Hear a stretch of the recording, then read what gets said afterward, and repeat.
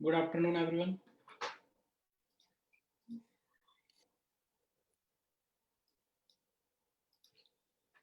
So, my name is Nishant, and I have 8 years of experience in Python. And today topic will related to Linux automation. So, we will focus on the automation tasks. So, how we will automate the daily stuffs that we are performing by using other scripting language. How we can automate by using Python. That is the today topic. और ये class Hindi में रहेगी और आज का और कल का 2 दिन का क्लास कंटिन्यू रहेगा। ये टॉपिक 2 दिन चलेगा। आज मैं आपको उसकी प्रीरिक्विजिट थोड़ा सा समझाऊंगा कि हम लिनक्स की कमांड्स वगैरह बाय यूजिंग पाइथन कैसे एग्जीक्यूट करेंगे, ये सारी चीजें। और कल फिर हम कुछ टास्क वगैरह परफॉर्म करके देखेंगे। कल हम कुछ स्क्रिप्ट्स क्रिएट करेंगे। ये आज और कल 2 दिन कंटिन्यू चलेगा आपका लाइव सेशन, 1-1 घंटे का। तो आज हम सबसे पहले ये देखेंगे कि पाइथन क्या है, पहले थोड़ा सा ये समझेंगे पाइथन का क्या क्या यूज होता है मार्केट में क्या डिमांड है, लिनक्स में हम इसका कैसे यूज करते हैं, फिर बाकी का हम लोग थोड़ा सा प्रैक्टिकल पढ़ेंगे। ठीक है, तो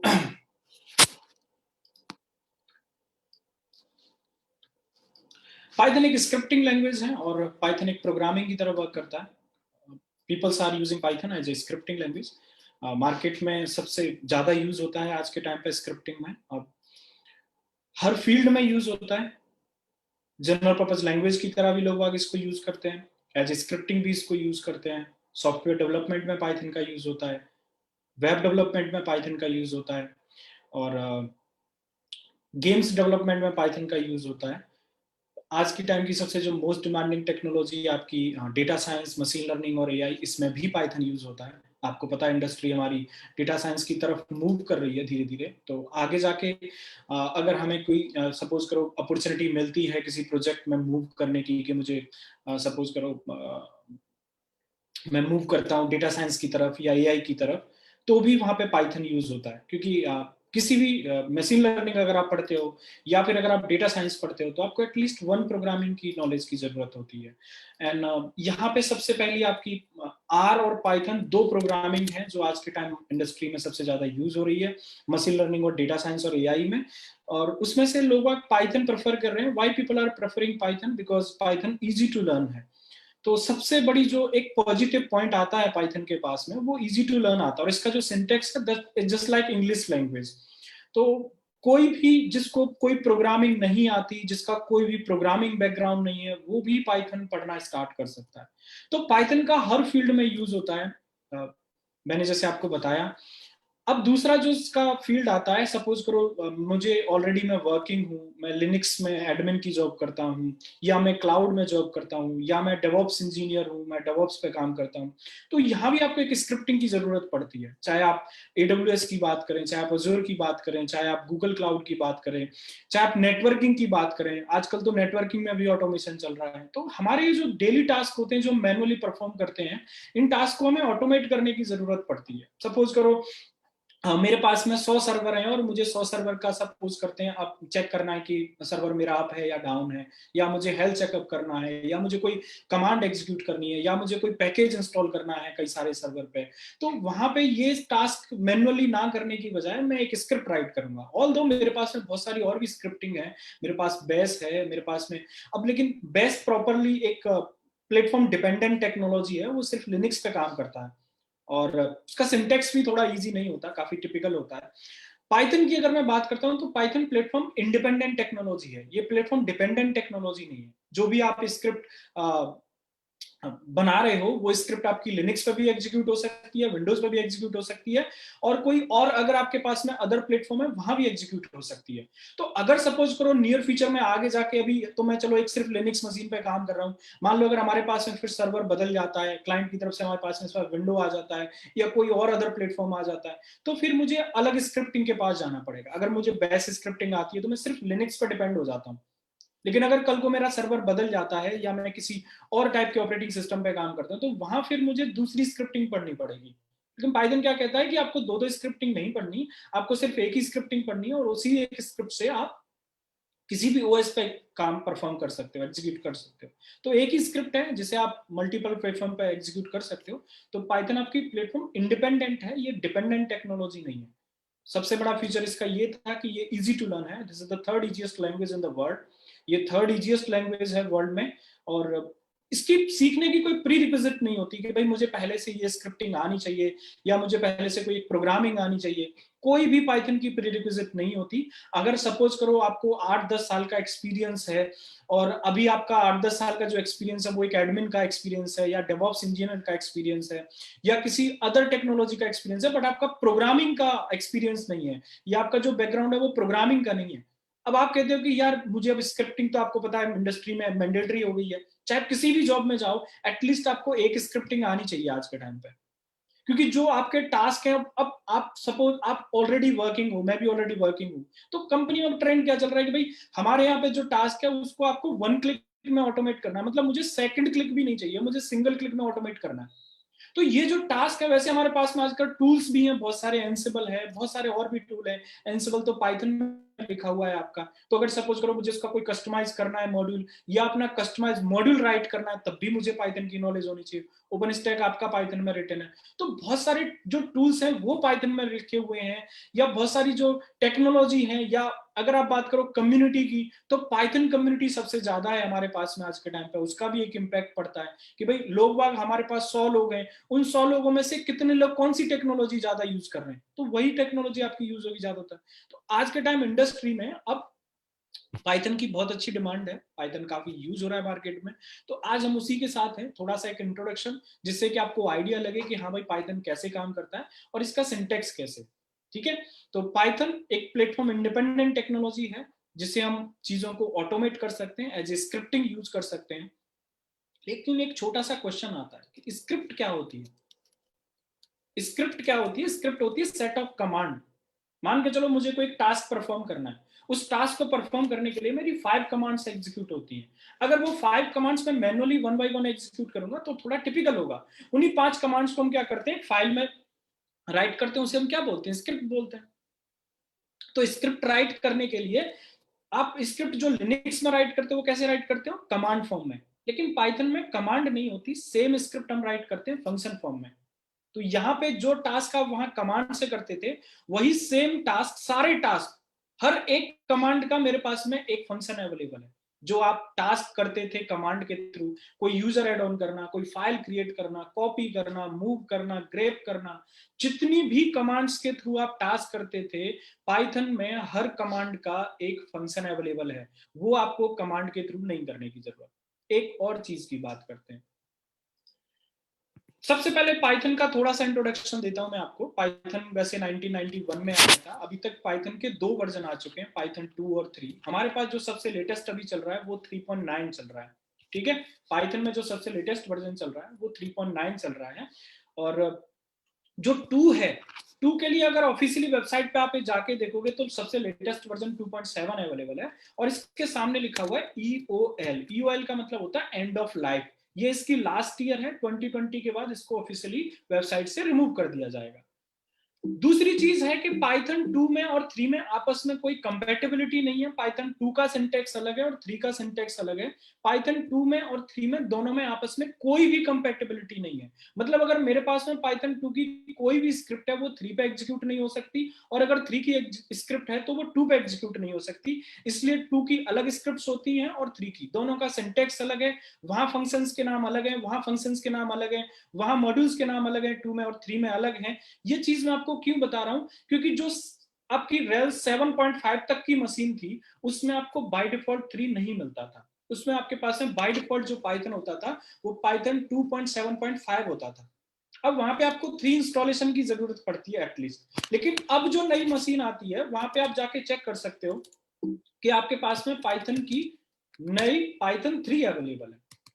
तो मेरे पास में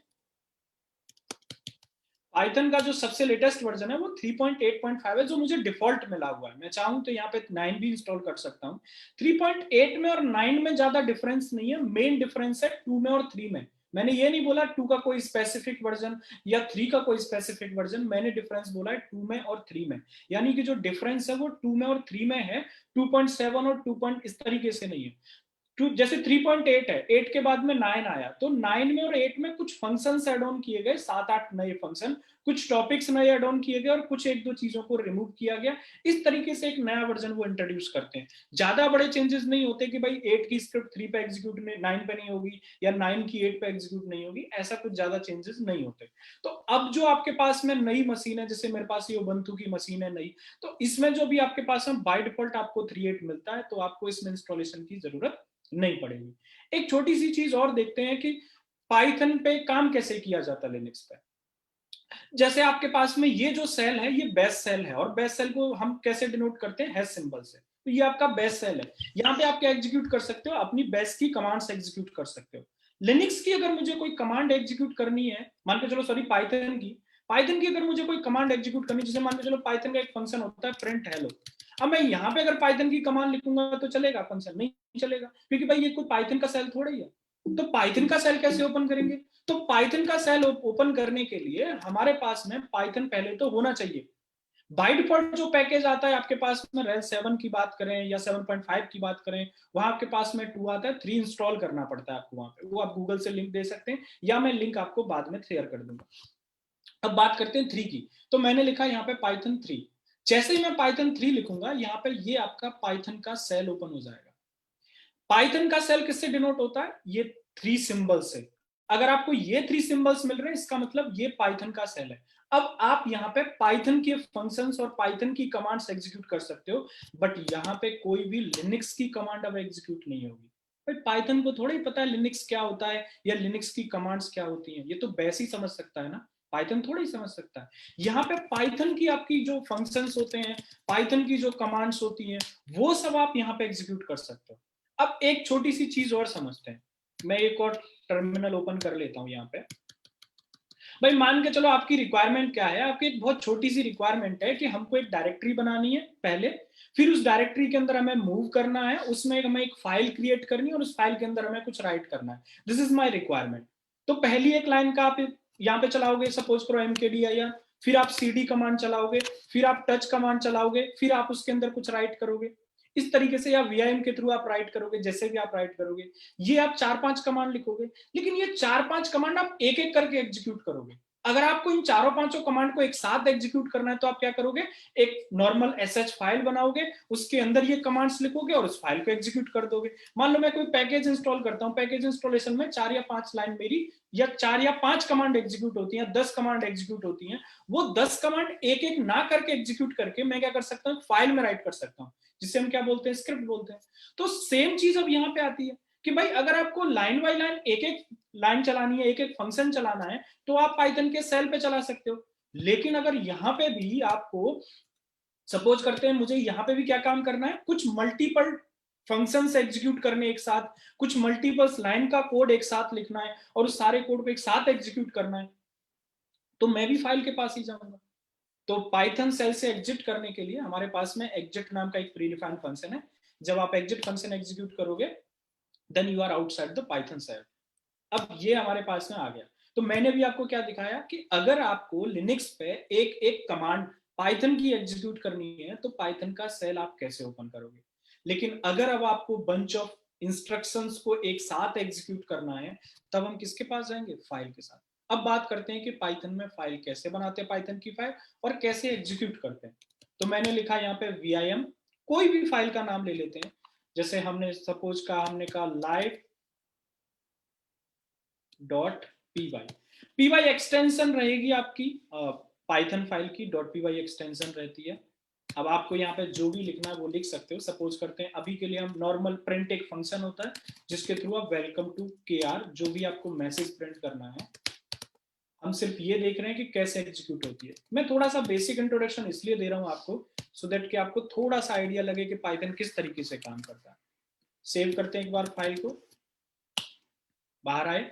अब एग्जीक्यूट करने के लिए आप क्या लिखोगे, पाइथन 3 एंड देन अपनी फाइल का नाम एंड रन करेंगे, तो ये देखो आउटपुट आ जाएगा। दूसरी चीज आती है, आपने देखा होगा कि एक तो हम अपनी बेस वाली फाइल को .sh से एग्जीक्यूट करते हैं, और एक हम ./ से, जैसे पैकेजेस हमारे इंस्टॉल होते हैं, इस तरीके से हम करते हैं। तो अगर मुझे पाइथन फाइल को ./ से एग्जीक्यूट करना है, तब फिर अच्छा मान के चलो मेरे पास में रेल 7.5 है, अब मेरे पास उसमें पाइथन के 2 वर्जन है, 2.7 मेरा पुराना वर्जन है, मैंने 3 उसमें नया इंस्टॉल कर लिया, 2 वर्जन हो गए। अब मान के चलो मैं यहाँ पे डॉट स्लैश के से अपनी स्क्रिप्ट को एग्जीक्यूट करता हूँ, तो कैसे पता चलेगा कि वो स्क्रिप्ट कौन सी लोकेशन पे जाके एग्जीक्यूट होगी? इसलिए अपनी स्क्रिप्ट फाइल में सबसे पहली लाइन क्या दी जाती है? सिबेंग दी जाती है, यानी कि लोकेशन किसकी? हमारे पाइथन इंटरप्रेटर की, जिससे कि जब डॉट स्लैश से हम फाइल को एग्जीक्यूट करें,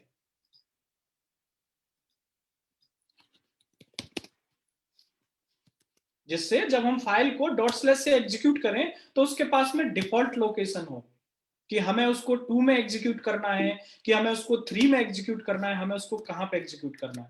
तो सबसे पहली जो लाइन आपकी सिबेंग होती है, ये आपकी इंटरप्रेटर की लोकेशन होती है।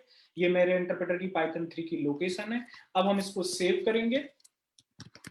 सेव करने के बाद इस केस में आपको मोड चेंज करना पड़ेगा। फाइल का मोड चेंज करेंगे हम लोग, +X, एग्जीक्यूशन की परमिशन देंगे, देन live.py, एंड इसके बाद में अब आप यहाँ पे अपनी फाइल को डॉट स्लैश से एग्जीक्यूट कर सकते हो, same output you will get, welcome to KR network. ठीक है। अब एक चीज और समझाता हूँ, जो आज की प्री रिक्विजिट थी हमारी। तो हमने ये समझा पाइथन कैसे वर्क करता है, कैसे फाइल क्रिएट करते हैं, कैसे एग्जीक्यूट करते हैं।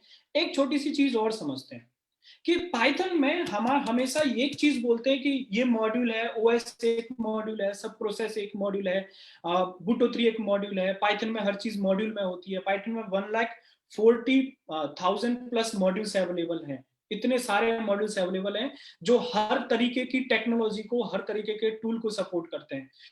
हर डेवऑप्स के टूल के पास में पाइथन के पास में सपोर्ट है, उसका हर टूल का एक मॉड्यूल अवेलेबल है। अब हमें सबसे पहले ये समझना ये मॉड्यूल होता क्या है, एक्चुअल में मॉड्यूल क्या है, इसका थोड़ा सा आइडिया, क्योंकि आज हम मॉड्यूल पे काम करने वाले हैं थोड़ा सा। अब सबसे पहले एक छोटी सी 1 मिनट की एक स्टोरी आपको समझाता हूं कि मॉड्यूल की हमें जरूरत क्या पड़ती है। सपोज करो आपका एक मोबाइल है और आपके मोबाइल में बहुत सारे फोटोज आपने क्लिक कर लिए। अब बहुत सारे फोटो जब आप क्लिक कर लोगे अपने मोबाइल में, तो आपके मोबाइल में उनको स्टोर करने की जगह नहीं रहेगी। तो आप क्या करोगे? सिस्टम पे जाके ट्रांसफर करोगे। अब जो सिस्टम पे ट्रांसफर करते हैं तो उसमें 2 कैटेगरी के लोग आते हैं, एक ए कैटेगरी के और एक बी कैटेगरी के। ए कैटेगरी के जो लोग होते हैं वो काफी लेजी होते हैं, और बी कैटेगरी के थोड़े से स्मार्ट पीपल होते हैं। मान के चलो हमारे पास में 5,000 फोटोज हैं कुल टोटल। अब हमने क्या किया, ए ने अपने डेस्कटॉप पे एक फोल्डर बनाया और उस फोल्डर में सारे फोटोज रख दिए। उसने क्या किया, उसने सारे फोटो एक ही फोल्डर में रख दिए, ये देखो। अब बी ने क्या किया, बी थोड़ा स्मार्ट था। इस अच्छा एक छोटी सी चीज और समझते हैं, 5,000 फोटोज एक दिन के तो होंगे नहीं, अलग अलग इवेंट के होंगे। कोई किसी की मैरिज फंक्शन का होगा, कोई किसी की बर्थडे पार्टी का होगा, कभी वो घूमने गया किसी दोस्त के साथ में उस दिन का होगा। मतलब ये 5,000 फोटोज एक दिन के नहीं है, ये हमें अपने माइंड में रखना है। बी ने क्या किया, उन फोटोज को कैटेगराइज कर दिया इवेंट वाइज, कि भाई ये बर्थडे पार्टी के हैं, ये मैरिज फंक्शन के हैं, ये हमने घूमने गए थे तब के। इस तरीके से उसने चीजों को कैटेगराइज करके रख दिया। अब अब क्या हुआ, अब मान के चलो एक दोस्त था जो ए और बी का दोनों का कॉमन फ्रेंड था। अब इसने ए के पास में कॉल किया और इसने ए से बोला कि भाई मुझे फोटोज चाहिए जिस दिन हम घूमने गए थे उस दिन। अब जिस दिन ये दोनों घूमने गए थे उस दिन के सिर्फ 25 फोटोज थे, लेकिन इसके फोल्डर में रखे हुए 5,000 फोटो। अब इसने क्या किया, ए तो लेजी था ही, इसने क्या किया, पूरा का पूरा फोल्डर उठाया और इस पर्सन को डिलीवर कर दिया। अब एक छोटी सी चीज सोचो, इसको सिर्फ 25 फोटोज की जरूरत है, इसके पास में वो फोटोज अवेलेबल है जिसकी इसको जरूरत ही नहीं है। कंपोनेंट कितना हैवी हो गया इसका, मतलब साइज कितना हैवी होगा, और वो अननेसेसरी चीजों का करेगा क्या। अब इसने कहा ठीक है यार, तुझसे मुझे नहीं चाहिए फोटो, मैं बी से मांग लेता हूँ। ये बी के पास में आया, बी से इसने रिक्वेस्ट की, बी ने वो स्पेसिफिक फोल्डर उठा के दिया, उसके पास वही चीज गई जिसकी उसको रिक्वायरमेंट थी, अननेसेसरी चीजें गई ही नहीं उसके पास में। तो डियर ये फोटो नहीं, ये पाइथन के फंक्शन है मान लेते हैं। आपके पास 5,000 पाइथन के फंक्शन है। अगर पाइथन उन सारे फंक्शन को, अब 5,000 फंक्शन एक पर्टिकुलर टॉपिक के तो नहीं हो सकते, इसमें मान लो एसएसएच के कनेक्शन है, ओएस के फंक्शन है हमारे पास में, डेटाबेस कनेक्टिविटी के हैं, मान के चलो हमारे पास में जीयूआई के फंक्शन है, रेगुलर एक्सप्रेशन के फंक्शन है, फाइल हैंडलिंग के फंक्शन है। इस तरीके से मल्टीपल टॉपिक्स के अलग अलग फंक्शन है। अब ये सारे फंक्शन अगर पाइथन एक ही फाइल में रख देता है, और वो बोलता है कि ये एक फाइल है आपके पास में और इसको यूज करो। अब जब आप इस फाइल को इंपोर्ट करोगे तो आपको सिर्फ मान के चलो आप करोगे फाइल हैंडलिंग पे काम, आप ना डेटाबेस कनेक्टिविटी कर रहे, ना आप एसएसएच कर रहे, ना आप ओएस का कोई टास्क परफॉर्म कर रहे, इस तरीके का कुछ कर ही नहीं रहे, फिर अननेसेसरी चीजों का आप क्या करोगे? कंपोनेंट कितना हैवी होगा। जब आप अपनी स्क्रिप्ट को रन करोगे, पहले ये 5000 फंक्शन आपकी स्क्रिप्ट पे लोड होंगे, लोड होने में टाइम लगेगा, यानी कि रेस्पॉन्स टाइम घट जाएगा। अब रेस्पॉन्स टाइम घट जाएगा, कंपोनेंट हैवी हो जाएगा, this is the best approach, not this is the worst approach. ये सबसे बेकार क्वालिटी की अप्रोच होती है। तो ये अकेली पाइथन नहीं करती, हर लैंग्वेज करती है, सी भी करती है, जावा भी करती है, ये सब करते हैं। अब उन्होंने क्या किया, उन्होंने कैटेगराइज कर दिया कि भैया ये एक फाइल है, इसमें डेटाबेस कनेक्टिविटी के फंक्शन रखें, ये एक फाइल है इसमें एसएसएच कनेक्टिविटी के फंक्शन रखें, ये एक फाइल है इसमें एडब्ल्यूएस से रिलेटेड फंक्शन रखें, ये एक फाइल है इसमें आपके जीयूआई से रिलेटेड फंक्शन रखे हुए हैं। उन्होंने अलग अलग फाइल्स में फंक्शंस को कैटेगराइज कर दिया। इन्हीं फाइल्स को हम लोग मॉड्यूल बोलते हैं। तो मॉड्यूल्स का बेनिफिट क्या होता है? मॉड्यूल बनाने से पहले तो यहाँ पे सोचो हम चीजों को इजीली मैनेज कर पाएंगे? नहीं कर पाएंगे। अगर मान लो 5000 चीजों को आप एक ही पैकेट में रख दोगे और अलग अलग पैकेट में रखोगे तो इजीली कर पाएंगे? मैनेज नहीं कर पाएंगे। यहाँ मैनेजमेंट बिल्कुल टिपिकल होगा, यहाँ इजीली चीजों को मैनेज कर पाएंगे और हमें जब जिस चीज की रिक्वायरमेंट है हम वो स्पेसिफिक चीज इंपोर्ट कर पाएंगे, ना कि अननेसेसरी चीजों के साथ काम करेंगे। तो ये पाइथन का फंडामेंटल है मॉड्यूल का, कि मॉड्यूल की हमें जरूरत क्या पड़ती है। अब ये तो हमें समझ में आया कि मॉड्यूल की जरूरत क्या पड़ती है, अब समझते हैं कि मॉड्यूल होता क्या है। तो मॉड्यूल कुछ नहीं है, मॉड्यूल सिर्फ और सिर्फ एक पीवाई फाइल है। पाइथन की जो पीवाई फाइल होती है उसी को मॉड्यूल बोला जाता है। So what is module? Module is the collection of related function and variables.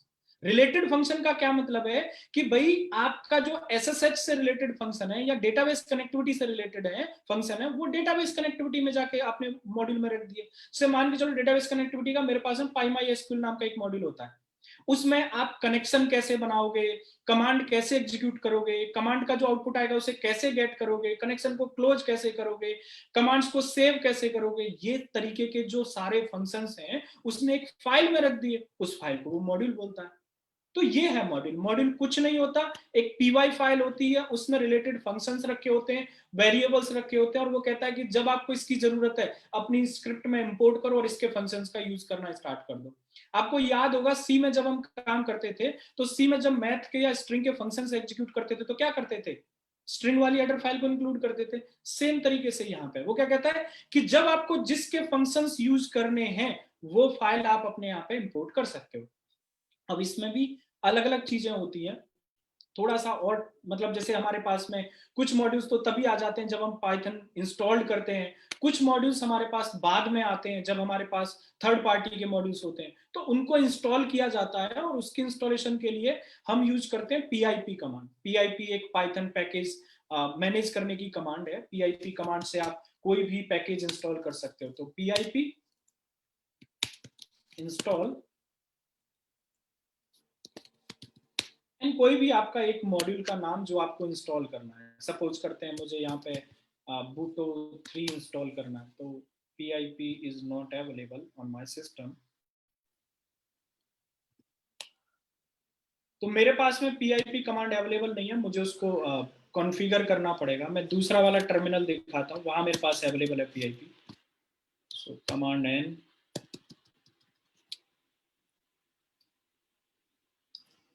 PIP and then install and then module का नाम, जो भी मॉड्यूल आपको इंस्टॉल करना है।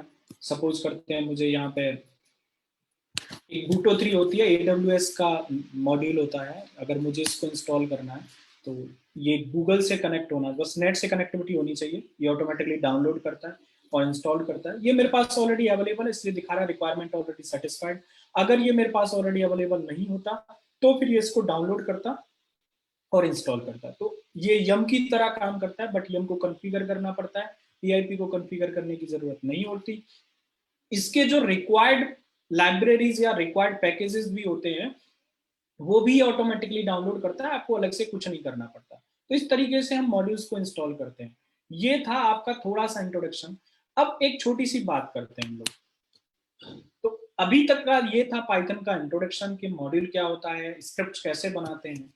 अब सबसे बड़ा चैलेंज हमारे पास में यहाँ एक आता है, और वो चैलेंज आता है कि हम पाइथन के कोड में से कोई भी लिनक्स की कमांड एग्जीक्यूट नहीं कर सकते। पाइथन के कोड में से हम कोई भी लिनक्स की कमांड एग्जीक्यूट नहीं कर सकते। क्यों नहीं कर सकते? क्योंकि पाइथन को नहीं पता, सॉरी,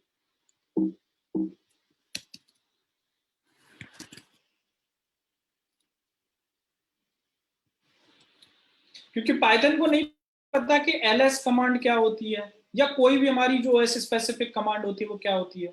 इसलिए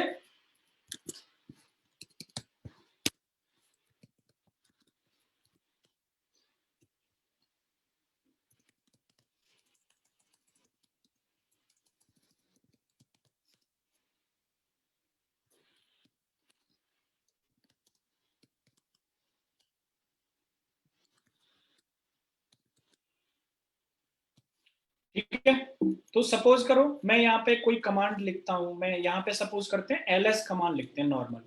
हमने कहा हमें क्या करना है, वर्किंग डायरेक्टरी को ls करना है। तो अगर मैं इसको यहां से एग्जीक्यूट करूंगा तो वो पता क्या एरर देगा कि मुझे नहीं पता ls क्या होता है। मुझे नहीं पता ls क्या होता है, क्योंकि ls जो कमांड है वो आपकी लिनक्स स्पेसिफिक है, बेस स्पेसिफिक, पाइथन स्पेसिफिक नहीं है। पाइथन के पास में कुल टोटल 33 कीवर्ड्स हैं जो पाइथन जानता है। बाकी के होते हैं फंक्शंस और मेथड्स, जिनको पाइथन जाता है। वो फंक्शन और मेथड होते हैं अलग अलग मॉड्यूल्स की। अगर हम यहाँ पे इस कमांड को एग्जीक्यूट करते हैं, इस स्क्रिप्ट को, तो यहाँ पे आएगी हमारे पास में एरर, और वो हमसे क्या बोलेगा, ls इज नॉट डिफाइंड। मेरे पास में ls कोई भी कमांड नहीं है।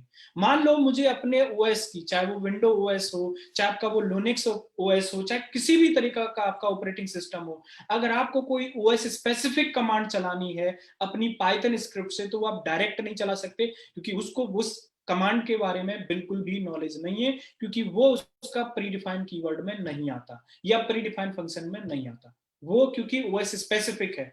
अब सबसे पहला हमारे पास में, कभी भी कोई भी ऑटोमेशन जब हम करते हैं तो ऑटोमेशन में सबसे पहली चीज एक ही आती है कि अगर मुझे कोई ओएस स्पेसिफिक कमांड चलानी है, मान के चलो मुझे यूजर को एड ऑन करना है, मान लो मुझे अपने सिस्टम पे कोई एक यूजर एड ऑन करना है।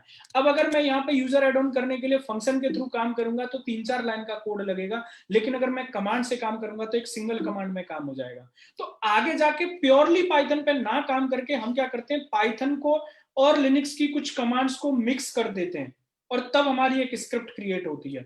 इस तरीके से काम होता है इंडस्ट्री में। तो अब सबसे पहली चीज आती है कि अगर मुझे किसी ओएस की कमांड एग्जीक्यूट करनी है तो वो कमांड कैसे एग्जीक्यूट करेंगे, बाय यूजिंग पाइथन स्क्रिप्ट। तो उसके लिए हमारे पास में सबसे पहले एक मॉड्यूल आता है, ओएस मॉड्यूल। अगर आपका मेन पर्पज अगर ऑटोमेशन पढ़ना है, अगर आपका मेन पर्पज आपको सपोज करो किसी भी तरीके की ऑटोमेशन, चाहे आपको लिनक्स पे जाना हो, चाहे आपको नेटवर्किंग में जाना हो, चाहे आपको एक क्लाउड पे जाना हो, चाहे आपको डेवऑप्स में जाना हो, आपको ये वाला मॉड्यूल बहुत अच्छे से आना चाहिए और इसका हर एक फंक्शन आना चाहिए। इसके पास में आपके ओएस के टास्क जितने भी होते हैं, जो आप फाइल क्रिएट करते हो, कॉपी करते हो, फाइल का मोड चेंज करना, परमिशन गेट करना, उसकी क्रिएशन डेट, मॉडिफिकेशन डेट, किसी डायरेक्टरी को लिस्ट करना, किसी डायरेक्टरी को चेक करना, किसी फाइल को चेक करना कि वो एग्जिस्ट करती है या नहीं करती, जो भी इस तरीके के टास्क हम कमांड से करते थे वो इस एक अकेले मॉड्यूल से हम कर सकते हैं। तो अगर आपका ऐसा मेन पर्पज है तो आपको ये ओएस मॉड्यूल बहुत अच्छे से आना चाहिए। हम अभी इस ओएस मॉड्यूल के 2 फंक्शन पढ़ने वाले हैं। पहला फंक्शन होता है हमारे पास में सिस्टम फंक्शन। सिस्टम फंक्शन के थ्रू हम कोई भी ओएस की कमांड एग्जीक्यूट कर सकते हैं। ऐसा मत सोचना कि ये सिर्फ और सिर्फ विंडोज की कमांड ही एग्जीक्यूट करेगा, ये लिनक्स पे भी जाके चलेगा, विंडोज पे भी चलेगा, या लिनक्स पे भी चलेगा और विंडोज पे भी चलेगा, मैक पे भी चलेगा, जहां आप चलाओगे वहां चलेगा। क्योंकि पाइथन प्लेटफॉर्म डिपेंडेंट टेक्नोलॉजी नहीं है, ये प्लेटफॉर्म इंडिपेंडेंट है। अब जब मैं यहाँ पे ls कमांड लगाऊंगा और इसके बाद जब मैं इसको एग्जीक्यूट करूंगा तब चेक करते हैं। अच्छा, एक छोटी सी चीज और चेक करते हैं। जब मैंने ls कमांड को एग्जीक्यूट किया तो मैंने यहाँ पे जो भी आउटपुट आया उसको एक डेटा नाम के वेरिएबल को असाइन कर दिया, या आप आउटपुट वेरिएबल का नाम ले लो, x ले लो, y ले लो, कुछ भी ले लो। हमने यहाँ पे प्रिंट किया कि भाई ये हमारे पास में आउटपुट आया, हमने लिखा यहाँ पे आउटपुट इज डेटा। अब इस स्क्रिप्ट को हम रन करते हैं, हम सीख क्या रहे हैं कि अगर मुझे पाइथन की स्क्रिप्ट में से कोई भी ओएस स्पेसिफिक कमांड एग्जीक्यूट करनी हो तो वो हम कैसे एग्जीक्यूट करेंगे। ऑटोमेशन की जब कल मैं आपको स्क्रिप्ट बनाना दिखाऊंगा तो उसमें मुझे इन फंक्शंस की जरूरत पड़ेगी, इन मॉड्यूल्स की जरूरत पड़ेगी, जो मैं आज आपको थोड़ा सा इंट्रोडक्शन दे रहा हूँ। ये सेशन आपका कल भी चलेगा सेम टाइम पे और सेम आईडी के साथ में, कल भी हम लोग मिलेंगे। एग्जीक्यूट करते हैं इसको पाइथन 3 एंड देन यहाँ पे हम अपनी फाइल का नाम लिखते हैं और एग्जीक्यूट करते हैं। मैंने जब स्क्रिप्ट को एग्जीक्यूट किया तो ये देखो मेरा आउटपुट आया abc.txt। ये ls कमांड का जो भी मेरा वर्किंग डायरेक्टरी पे फाइल्स या डायरेक्टरी जो भी अवेलेबल है सब कुछ आया। लेकिन पाइथन में आउटपुट क्या आया उस वेरिएबल के पास में? ये आउटपुट पाइथन में नहीं आया। जो कमांड आपकी एग्जीक्यूट हुई वो सब सेल पे जाके एग्जीक्यूट हुई।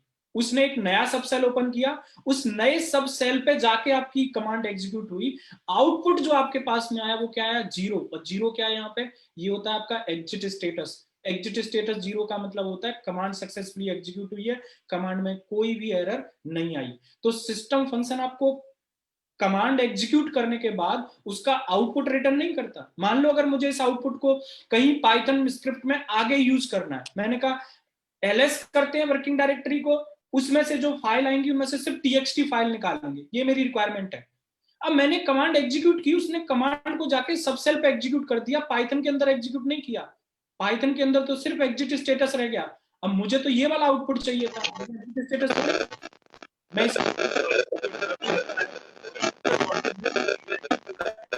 If you have any query, you can just write down. अगर आपकी कोई क्वेरी है तो आप राइट डाउन कर सकते हैं इंस्टेड ऑफ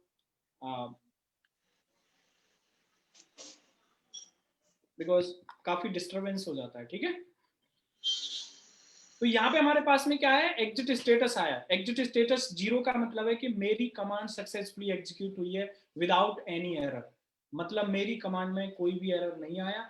अगर नॉन जीरो नंबर आता है इसका मतलब मेरी कमांड में एग्जीक्यूशन नहीं हुआ। यानी कि देखो दो तरीके की कमांड होती है। एक तो कमांड होती है जो आपको कोई भी आउटपुट रिटर्न नहीं करती, जिससे आप कुछ टास्क परफॉर्म करते हो, जैसे mkdir है, कुछ आउटपुट रिटर्न करती है? नहीं। जैसे यूजर ऐड करने की कमांड है, कुछ आउटपुट रिटर्न करती है? नहीं। लेकिन कुछ कमांड होती हैं जो आपको आउटपुट्स रिटर्न करती हैं, जैसे डेट कमांड है, ls कमांड है, ग्रेप कमांड है, कट कमांड है, इस तरीके की। तो अगर कोई कमांड आपकी जो आउटपुट के साथ आपको काम नहीं करना, सिर्फ कमांड को एग्जीक्यूट करना है, वो कमांड आप किससे एग्जीक्यूट कर सकते हो? सिस्टम फंक्शन के थ्रू। लेकिन अगर आपकी कोई भी ऐसी कमांड है जिसके आउटपुट के साथ आपको काम करना है, उस कमांड को आप किससे एग्जीक्यूट करोगे? दूसरे फंक्शन से। उसको हम सिस्टम से एग्जीक्यूट नहीं करेंगे। ये अभी कोई क्वेश्चन है आपका तो आप रेज कर सकते हो। If you have any doubt you can raise. Varun Agarwal, you are raising your hand. If you have any question, you can ask.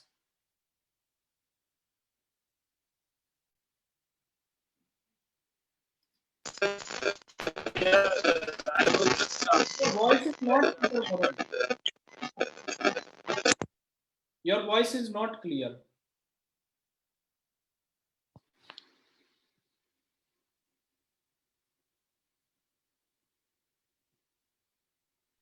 आपको अभी मेरी आवाज आ रही है? हाँ बिल्कुल। आप जो अभी प्रीवियस एग्जांपल बता रहे थे वो मेरे को एक बार समझ में नहीं आया था, मैं इसलिए पूछा था। ये VIM और पाइथन में जो आपने दो डिफरेंस बताए थे, ये क्या था? मतलब वो चीज समझ नहीं आई थी जो आपने इससे प्रीवियस बताया अभी। आप लिनक्स पे काम कर रहे हो ना वरुण ऑलरेडी? नहीं, मैं अभी फिलहाल लिनक्स पे काम नहीं कर रहा। तो फिर डियर कैसे समझ में आएगा? VIM एडिटर बेसिकली जो था, VIM से हम फाइल एडिट करते हैं और पाइथन के थ्रू फाइल को एग्जीक्यूट करते हैं। जैसे आपके यहाँ फाइल ओपन करने का, क्रिएट करने का एक एडिटर होता है, ऐसे पाइथन में VIM एडिटर है। इसके थ्रू हम फाइल एडिट कर रहे हैं, यहाँ पे फाइल में कोड लिख रहे हैं, पाइथन के थ्रू उसको एग्जीक्यूट करते हैं। ओके। तो कोई भी ओएस की अगर आपको कमांड चलानी है, चाहे वो विंडोज की है चाहे वो लिनक्स की है, आप, मैंने बताया दो तरीके की कमांड। एक कमांड जो मुझे कोई आउटपुट रिटर्न नहीं करेगी, एक कमांड जो मुझे आउटपुट रिटर्न करेगी। अगर ऐसी मैं कोई कमांड सिस्टम फंक्शन के थ्रू एग्जीक्यूट करता हूं जो मुझे आउटपुट रिटर्न करेगी, फिर उसका कोई फायदा नहीं है, क्योंकि सिस्टम फंक्शन हमें एग्जिट स्टेटस रिटर्न करता है। हमारे पास में ओएस का एक और फंक्शन होता है और उस फंक्शन का नाम क्या है? P open function. P open function से हम कोई भी कमांड जब एग्जीक्यूट करते हैं तो वो उस कमांड का हमें क्या रिटर्न करता है? आउटपुट रिटर्न करता है। लेकिन अभी आउटपुट नहीं आएगा, अभी हमारे पास में क्या आएगा? अगर मैं यहाँ पे रन करता हूं फाइल को, तो ये देखो आउटपुट में क्या है? एक ऑब्जेक्ट आया है। अब मुझे इसको रीड करना है आउटपुट को, तो आउटपुट को रीड करने के लिए मैं क्या करूंगा, यहाँ पे मैं लगाऊंगा यहाँ पे डॉट रीड नाम का एक प्री डिफाइंड फंक्शन। हमारे पास में 3 फंक्शन होते हैं, अच्छा इसमें चलो ये भी समझा देता हूं। यहाँ पे आउटपुट को रीड करने के 3 फंक्शन होते हैं। पहला फंक्शन होता है आपको पास में रीड फंक्शन। रीड फंक्शन क्या करता है, जैसे मान लो अब यहाँ पे हमने ls कमांड चलाई है, तो ls में मल्टीपल लाइंस होंगी, एक लाइन में तो आउटपुट नहीं आएगा, मल्टीपल लाइन में आउटपुट आएगा। रीड क्या करता है, आपको सारा डेटा रीड करता है और एक स्ट्रिंग में रिटर्न करता है। ये देखो, ये आपके पास में आउटपुट आया, एबीसी एक डायरेक्टरी है, abc.txt file, demo.py file, example. अभी अगर आप यहाँ पे नॉर्मल ls कमांड चलाओगे तब भी ये देखो, abc.txt demo, example, index.html, live.py, snap and test.py, same output आया नहीं आया? अच्छा, ये आउटपुट इस बार पाइथन के अंदर है, ये आउटपुट इस बार पाइथन के अंदर है। अब उसने सब सेल पे एग्जीक्यूट नहीं किया। तो पहला एक हमारे पास में रीड फंक्शन है। रीड फंक्शन आपको क्या रिटर्न करता है, रीड फंक्शन एक स्ट्रिंग रिटर्न करता है, string value. String value Python में एक स्ट्रिंग टाइप होता है, जो सीक्वेंस ऑफ कैरेक्टर होता है, जैसे आपका नेम हुआ, इस तरीके की जो भी वैल्यूज होती है।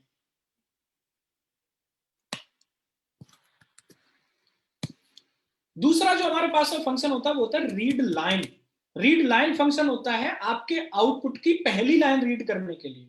रीड लाइन किसके लिए होता है, आपके आउटपुट की पहली लाइन रीड करने के लिए। मान के चलो आपका आउटपुट मल्टीपल लाइन में आ रहा है, तो रीड लाइन के थ्रू हम अपने आउटपुट की पहली लाइन रीड कर सकते हैं। तो दोबारा से रन करते हैं हम अपनी स्क्रिप्ट को। जब दोबारा से रन करेंगे तो सिर्फ पहली लाइन का आउटपुट आएगा, और पहली लाइन में क्या आ रहा था, एबीसी डायरेक्टरी का नाम, तो आउटपुट में सिर्फ क्या आएगा, ये देखो एबीसी। एक तो मैं पूरा आउटपुट रीड करके स्ट्रिंग में ले सकता हूं, दूसरा अगर मुझे पूरे आउटपुट की जरूरत नहीं है, मुझे सिर्फ फर्स्ट लाइन की जरूरत है, तो मैं यहाँ पे रीड लाइन का यूज कर सकता हूं। और एक मेरे पास में आता है रीड लाइंस नाम का फंक्शन। 3 फंक्शन होते हैं, रीड, रीड लाइन और रीड लाइंस। रीड लाइंस क्या करता है, आपके आउटपुट को रीड करता है, सारे आउटपुट को, और रीड करके किस में रिटर्न करता है, आपको लिस्ट में रिटर्न करता है। और लिस्ट क्या होता है, लिस्ट एक एरे की तरह डेटा स्ट्रक्चर होता है। यहाँ पे ये देखो, एक लिस्ट आई हमारे पास में जिसमें ABC file, abc.txt file, demo.py file, example.py file, index.html file, live.py file, snap file, और ये सारी की सारी जो भी डायरेक्टरी और फाइल है, सब किस में रिटर्न किया उसने, एक लिस्ट में, यानी कि एक एरे में। अब मैं लाइन पे पर अलग अलग काम कर सकता हूं। पहले जो स्ट्रिंग में आउटपुट आ रहा था वो एक सिंगल पैकेट था, उस सिंगल पैकेट को आपको ब्रेक करना पड़ता, तब आप अलग अलग फाइल पे काम कर पाते।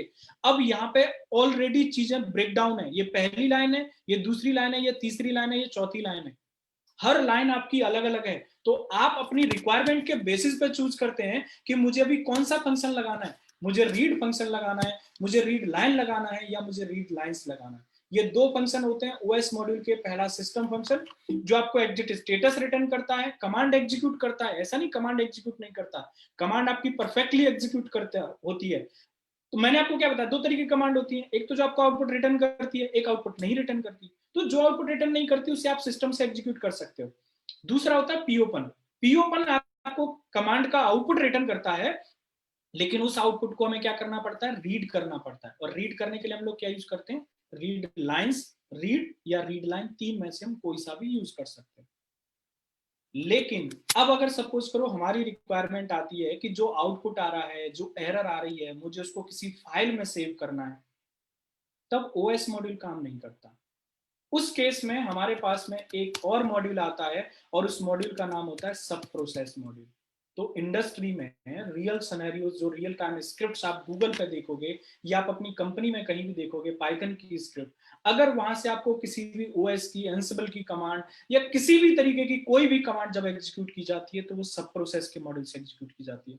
अब ओएस के थ्रू कमांड से एग्जीक्यूट नहीं होती, ये पहले एग्जीक्यूट होती थी, लेकिन अब सब प्रोसेस से चलती है।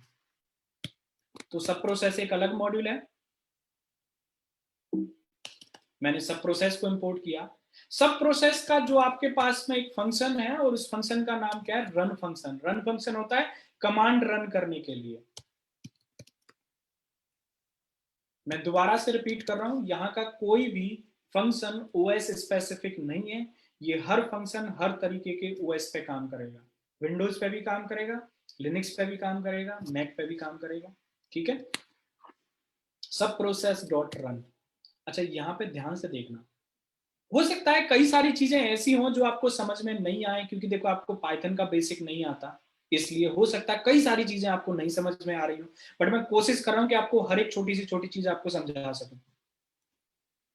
तो रन में अब देखो, मैंने ओएस में कमांड को दो कैटेगरी में कैटेगराइज किया था। पहली कैटेगरी, जिसमें वैसे होती नहीं है ऐसी कुछ, वो तो समझाने के लिए था कि पहली कैटेगरी की कमांड वो जो आउटपुट रिटर्न नहीं करती, दूसरी कैटेगरी की कमांड वो जो आपको आउटपुट रिटर्न करती है। अब मैं सब प्रोसेस में आपको कमांड को दो कैटेगरी में फिर से कैटेगराइज कर रहा हूं।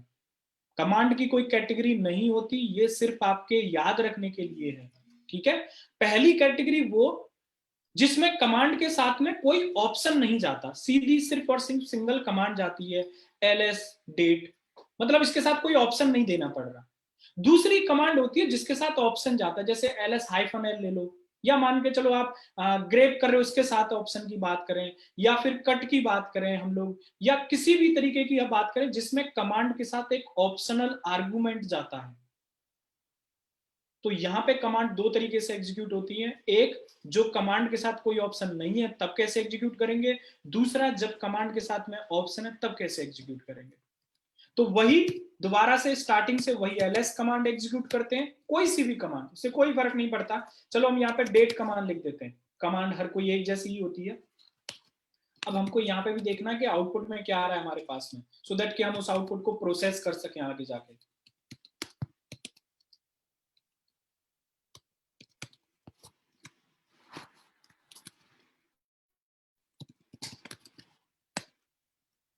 रन फंक्शन आपको कंप्लीट प्रोसेस नाम का एक ऑब्जेक्ट रिटर्न करता है। रन फंक्शन क्या रिटर्न करता है आपको? कंप्लीट प्रोसेस नाम का एक ऑब्जेक्ट रिटर्न करता है, और उस कंप्लीट प्रोसेस ऑब्जेक्ट में दो चीजें होती है। देखो कमांड यहां भी सब सेल पे एग्जीक्यूट हुई अभी के लिए, आउटपुट आपका पाइथन सेल पे आया, सॉरी सर टर्मिनल पे आया, ना कि पाइथन प्रोग्राम में आया। पाइथन प्रोग्राम के पास में कंप्लीट प्रोसेस था जिसमें आपने कौन सी कमांड एग्जीक्यूट की और उसका रिटर्न कोड क्या आया। रिटर्न कोड 0 आया, इसका मतलब मेरी कमांड सक्सेसफुली एग्जीक्यूट हुई है, उसमें कोई भी एरर नहीं आई है। अब बात करते हैं कि आउटपुट के साथ कैसे काम करेंगे।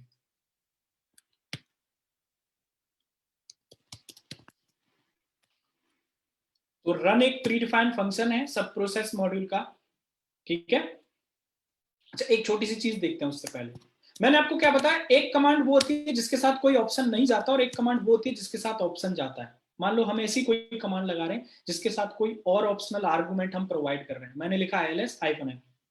अगर रन फंक्शन से आप ऐसी कोई भी कमांड एग्जीक्यूट करोगे तो वो आपकी डायरेक्टली एग्जीक्यूट नहीं होगी। क्यों नहीं एग्जीक्यूट होगी? क्योंकि वो आपकी कमांड को एक सिंगल पैकेट में एग्जीक्यूट करने की कोशिश करता है, लेकिन एलएस अलग है और हाइफन एल अलग है। अब वो जब उनको एक साथ एग्जीक्यूट करेगा तो टर्मिनल क्या बोलेगा? भाई मेरे पास में ऐसी कोई कमांड नहीं है। तो मैं यहाँ पे क्या लिखूंगा? Python 3 and then live.py file. जब मैं रन करूंगा तो देखो वो क्या कह रहा है, नो सच फाइल और डायरेक्टरी। कमांड एग्जीक्यूट हुई नहीं, एरर आई, प्रोग्राम आपका टर्मिनेट हो गया। अब इसको कैसे रिजॉल्व करें? भाई हमारी तो हर कमांड के साथ में ऑप्शन होता है। इसको रिजॉल्व करने के डियर दो तरीके होते हैं। इसको रिजॉल्व करने के दो तरीके होते हैं। पहला तो हमारे पास में एक एट्रीब्यूट होता है सेल। सेल की वैल्यू को हम क्या कर सकते हैं, यहाँ पे ट्रू सेट कर सकते हैं। सेल यहाँ पे जो ट्रू सेट कर रहे हैं ये दो काम कर रहा है। एक तो एक नए सेल में आपकी कमांड को एग्जीक्यूट करके देगा, और दूसरा यहाँ पे क्या करेगा, आपकी कमांड को स्प्लिट करने का काम करेगा। तो जब टर्मिनल पे कमांड एग्जीक्यूट होगी एलएस अलग हो जाएगा और हाइफन एल अलग हो जाएगा। अब जब आप इसको सेव करोगे अपनी फाइल को, और इसके बाद जब आप एग्जीक्यूट करोगे तब ये क्लियरली रन होगा और कोई भी एरर नहीं आएगी। ये देखो कोई एरर आई नहीं। हमारे पास में अभी भी कंप्लीट प्रोसेस आया जिसमें आर्गुमेंट हमारा कौन सा एग्जीक्यूट किया और रिटर्न कोड हमारा 0 आया। अभी तक हम आउटपुट के साथ काम नहीं कर पाए, लेकिन एक जो प्रॉब्लम थी हमने उसको रिजॉल्व कर लिया। अब बात करते हैं कि आउटपुट के साथ कैसे काम करेंगे। देखो आउटपुट में दो तरीके से काम कर सकते हो। एक तो जो कमांड का आउटपुट आ रहा है आप उसको अपने टर्मिनल पे गेट कर सकते हो।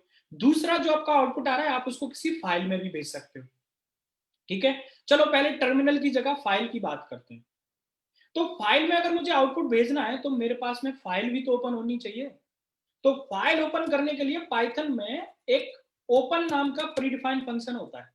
इस ओपन फंक्शन में आप अपनी फाइल का नाम दोगे, जहां भी फाइल को ओपन करना है उस लोकेशन के साथ में। मान लो किसी पर्टिकुलर डायरेक्टरी पे करना है तो वो पूरी डायरेक्टरी देनी चाहिए पड़ेगी आपको कि रूट में ईटीसी में यहां जाके क्रिएट करनी है फाइल। अब अगर आप डायरेक्ट फाइल का नाम दे दोगे तो जहां आपकी पीवाई फाइल रखी है वो फाइल को उसी लोकेशन पे क्रिएट कर देगा, किसी अलग लोकेशन पे फाइल को क्रिएट नहीं करेगा। तो मैंने यहाँ पे फाइल का नाम क्या रख दिया, out.txt, जिसमें हम क्या कर रहे हैं, डेटा को अपेंड कर रहे हैं। अब देखो फाइल में जब ओपन करते हैं पाइथन में तो मोड बताना पड़ता है कि फाइल को किस मोड में ओपन करना है, डब्ल्यू मोड में। डब्ल्यू मोड का मतलब होता है कि फाइल में डेटा राइट होगा। डब्ल्यू मोड में फाइल अगर हमारे पास अवेलेबल नहीं होती तो ये फाइल क्रिएट भी करके देता है। तो ये फाइल अगर मेरे पास नहीं होगी तो ये फाइल क्रिएट करेगा, फिर उसमें डेटा राइट करेगा। लेकिन डब्ल्यू मोड में डेटा ओवरराइड हो जाता है। ओवरराइड का मतलब है कि मेरे पास जो पुराना डेटा है फाइल में वो पूरा का पूरा डेटा मेरा डिलीट हो जाएगा और सिर्फ नया डेटा अवेलेबल होगा। अगर मुझे डेटा को ओवरराइड नहीं करना, अपेंड करना है, तो फिर मैं यहाँ पे ए मोड यूज करूंगा।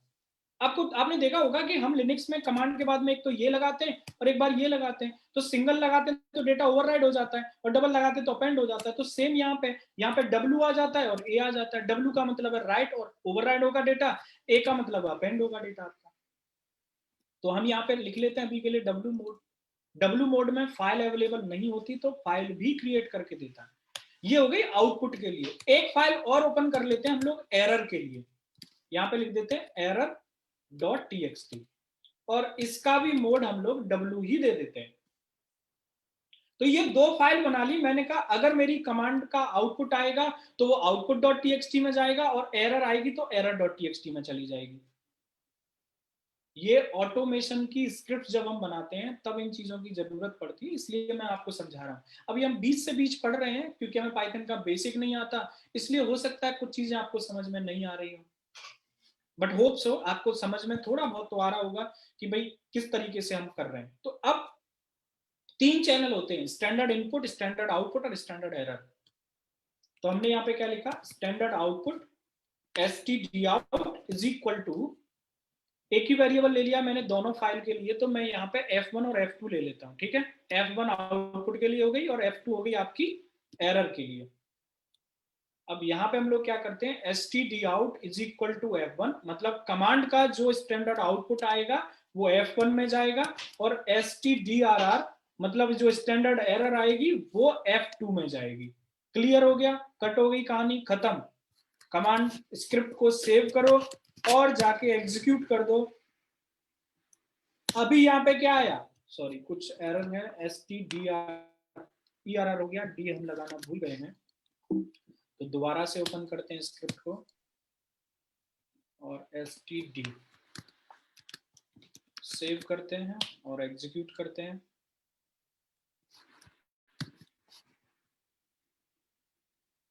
ये यहाँ पे क्या आया, कोई आउटपुट आया अभी आपके पास में? नहीं आया। आउटपुट कहाँ गया, आउटपुट गया output.txt फाइल में। कट करके देखते हैं एक बार।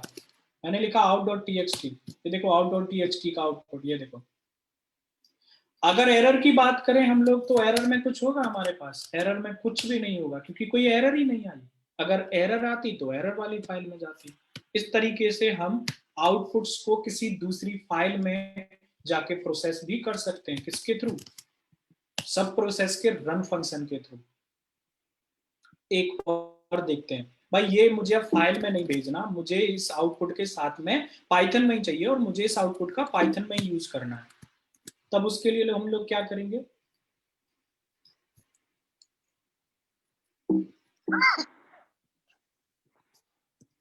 out इज इक्वल टू सब प्रोसेस डॉट रन। कमांड जो भी आपको एग्जीक्यूट करनी है वो कमांड आपकी। अगर कमांड के साथ ऑप्शन नहीं है तो सेल को ट्रू सेट करने की कोई जरूरत नहीं है। अगर कमांड के साथ कोई ऑप्शन है तो फिर आपको सेल की वैल्यू को ट्रू सेट करना पड़ेगा। ठीक है, मैंने यहाँ पे डेट कमांड लिखी, यहाँ पे मैंने सेल को ट्रू सेट करने की कोई जरूरत नहीं है। stdout इज इक्वल टू, अब यहाँ f1 तो लिखना नहीं है क्योंकि हमें आउटपुट फाइल में नहीं भेजना, हमें कहाँ भेजना है, आउटपुट को टर्मिनल पे यानी कि पाइथन के अंदर रखना। तो उसके लिए सब प्रोसेस का एक प्रीडिफाइंड एट्रीब्यूट होता है। एट्रीब्यूट मतलब वेरिएबल बोलते हैं उसको। तो सब process dot PIPE pipe STD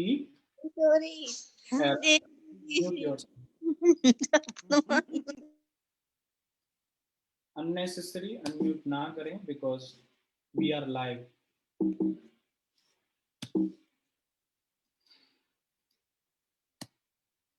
STDRR is equal to subprocess dot PIP. Save करते हैं इसको एक बार और अब इसको रन करते हैं कमांड को।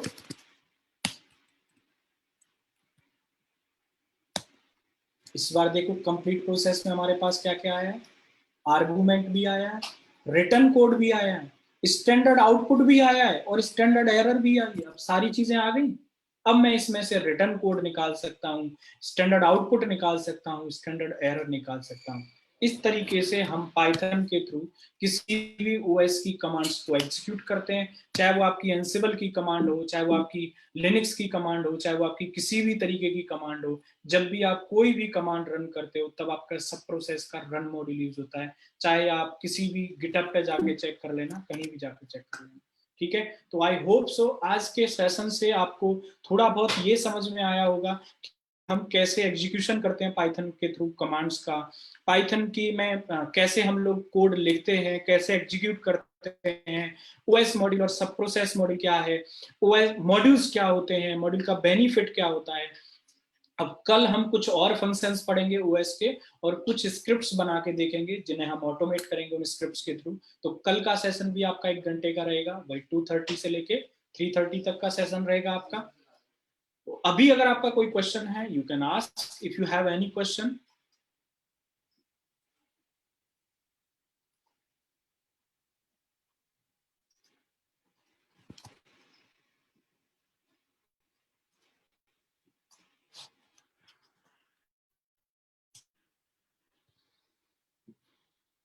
तो हमारे कोर्स कंटेंट में जो मेन फोकस रहता है वो ऑटोमेशन पे रहता है। हमारा मेन फोकस बेसिक पाइथन से स्टार्ट रहता है जिसमें कोई प्री रिक्विजिट नहीं रहती। अगर आपको कोई भी प्रोग्रामिंग नहीं आती तब भी आप पाइथन स्टार्ट कर सकते हो। पहले बेसिक्स ऑफ पाइथन रहता है, उसके बाद में एडवांस पाइथन रहता है और उसके बाद में ऑटोमेशन। ऑटोमेशन में अगर मैं बात करूं तो हम इसमें लिनक्स की ऑटोमेशन कराते हैं, हम लोग इसमें आपकी क्लाउड की ऑटोमेशन कराते हैं, हम लोग इसमें नेटवर्किंग ऑटोमेशन कराते हैं, हम लोग इसमें डेवऑप्स की ऑटोमेशन कराते हैं। जैसे डेवऑप्स में गिट की बात करें, डॉकर की बात करें, एंसिबल की बात करें या फिर AWS के टास्क की हम बात करें, ये सारी की सारी चीज़ें हम लोग कराते हैं। एक बार मैं थोड़ा सा 2 मिनट में आपको कोर्स कंटेंट दिखा देता हूँ कि कोर्स कंटेंट क्या क्या है हमारे पास में। तो ये सारे मॉड्यूल्स हैं आपके जो ऑटोमेशन में यूज होते हैं। जैसे ओएस मॉड्यूल मैंने अभी आपको थोड़ा समझाया, सब प्रोसेस मॉड्यूल है, PS यूटिल मॉड्यूल है जो utilization, CPU, memory, disk, network इन सब से रिलेटेड, सटल मॉड्यूल है जो कॉपी वगैरह के लिए यूज होता है, RE मॉड्यूल है, प्लेटफॉर्म है, नेटमेको, पैरामेको, ये आपकी दोनों नेटवर्किंग की लाइब्रेरीज हैं, लॉगिंग है, बूटो3 API AWS की है, सेलेनियम वगैरह है, एंसिबल है, डॉकर है, गिट है, ये सारे मॉड्यूल्स आपके ऑटोमेशन के रहते हैं। लेकिन ये सब बाद में आता है, स्टार्टिंग होती है आपकी इंट्रोडक्शन से, पाइथन क्या है, स्क्रिप्ट्स क्या होती है, वेरिएबल्स, डेटा टाइप्स क्या होते हैं, फंक्शंस क्या होते हैं, लूप्स कैसे लगाते हैं, डिसीजंस कैसे लेते हैं, क्योंकि तो उन्होंने कोई डिसीजन नहीं लिया।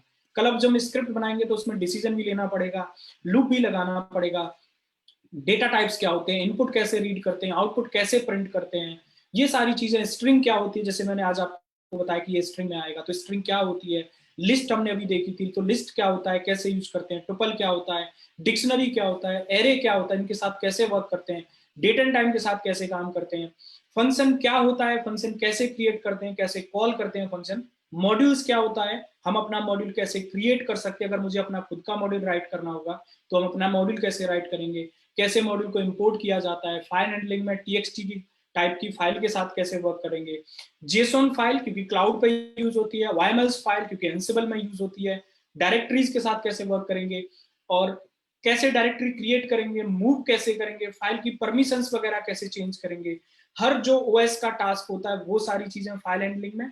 एक्सेप्शन हैंडलिंग, सपोज करो मैं अपना प्रोग्राम एग्जीक्यूट कर रहा हूँ, somewhere I am getting any error कि भाई मेरा प्रोग्राम बीच में टर्मिनेट हो जाता है, जैसे अभी टर्मिनेट हुआ था, तो उस टर्मिनेशन को कैसे हैंडल करेंगे। थोड़ा सा हमें उप्स की नॉलेज होनी चाहिए, उप्स भी हमारा पाइथन सपोर्ट करता है, तो उप्स का इंट्रोडक्शन रखेंगे। Concurrency, mail sending by using Python, how we can send mail. Regular expression, अगर मेरे पास मुझे कोई पैटर्न क्रिएट करना है, जैसे ग्रेप कमांड के पीछे का जो पैटर्न होता था, मुझे फाइल में एक पर्टिकुलर पैटर्न सर्च करना है, तो हम वो कैसे क्रिएट करेंगे bye using Python. Database connectivity कैसे करेंगे, टीसीपी यूटीपी सर्वर्स कैसे क्रिएट करेंगे, कैसे क्लाइंट्स के साथ कनेक्ट करेंगे। पाइथन जीयूआई को भी सपोर्ट करता है, तो जीयूआई भी इसमें इनबिल्ट है। नेक्स्ट आता है आपके पास में स्क्रैपिंग। मेरी कोई एक वेबसाइट है, मुझे उससे कोई डेटा स्क्रैप करना है, लिनक्स की कमांड्स कैसे एग्जीक्यूट करेंगे, पाइथन की टेस्टिंग कैसे करेंगे, और लॉग्स कैसे जनरेट करेंगे बाय यूजिंग पाइथन स्क्रिप्ट्स। ये इस तरीके का हमारा कोर्स कंटेंट है, जिसमें पाइथन बेसिक से लेके एडवांस और उसके बाद में आपकी पूरी ऑटोमेशन। इस तरीके से ये हमने कस्टमाइज किया हुआ है कि अगर आप किसी भी फील्ड में काम कर रहे हो, चाहे आप नेटवर्किंग में काम कर रहे हो, चाहे आप क्लाउड एडमिन पे काम कर रहे हो, चाहे आप डेवऑप्स में काम कर रहे हो, चाहे आप क्लाउड पे काम कर रहे हो, ये आपकी सारी रिक्वायरमेंट फुलफिल करेगा।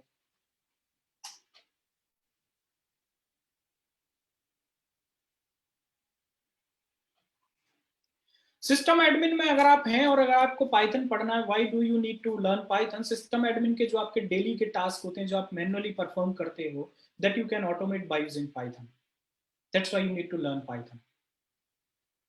सो अगर आपके जो भी डेली टास्क हैं जो आप मैनुअली परफॉर्म कर रहे हो, वो आप बेस से भी कर सकते हो, मैंने आपको बताया। बट सिस्टम एडमिन की जॉब ऑफ द ईयर खत्म होती जा रही है, आपको भी पता है। तो अगर आपको आगे बढ़ना है, तो आपके प्लेटफॉर्म चेंज होंगे, और प्लेटफॉर्म चेंज होंगे तो अलग अलग स्क्रिप्ट पढ़नी पड़ेगी। पाइथन आपकी हर तरीके की टेक्नोलॉजी को सपोर्ट करता है, बेस स्क्रिप्ट हर टेक्नोलॉजी को सपोर्ट नहीं करता। कल को अगर आपका प्लानिंग चेंज हो जाता है, कल को आपको डेटा साइंस या मशीन लर्निंग में भी मूव करना पड़ता है, जो सबसे डिमांडिंग टेक्नोलॉजी है आने वाले फ्यूचर की। मतलब फ्यूचर तो सिर्फ एआई ही है आपका आने वाला, बाकी का तो सब फिर उसके साथ मिक्सअप ही चलेगा।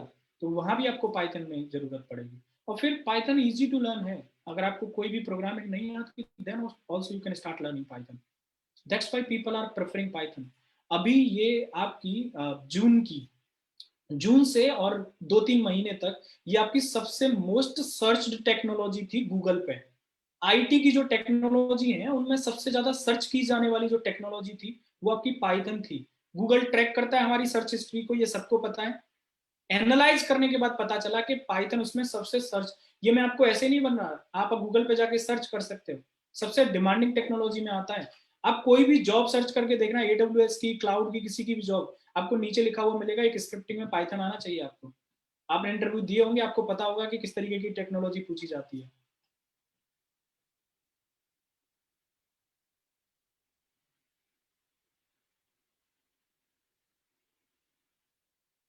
एनसिबल is also written in Python. आप कह रहे हो कि मेरे पास में अगर एनसिबल है तो मैं एनसिबल से कर सकता हूं, तो फिर पाइथन क्यों पढ़ना। Dear, Ansible is also written in Python. Ansible में आप लॉजिक्स नहीं लगा सकते, पाइथन में आप लॉजिक्स क्रिएट कर सकते हो। ठीक है।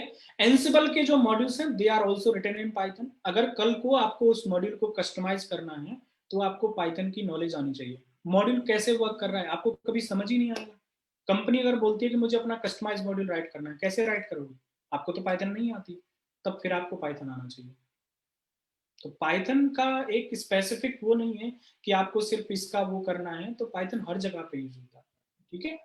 बहुत सारे आपके टूल्स हैं जो पाइथन में रिटन है, जहां पाइथन का यूज करते हैं। और कोई क्वेश्चन है किसी का?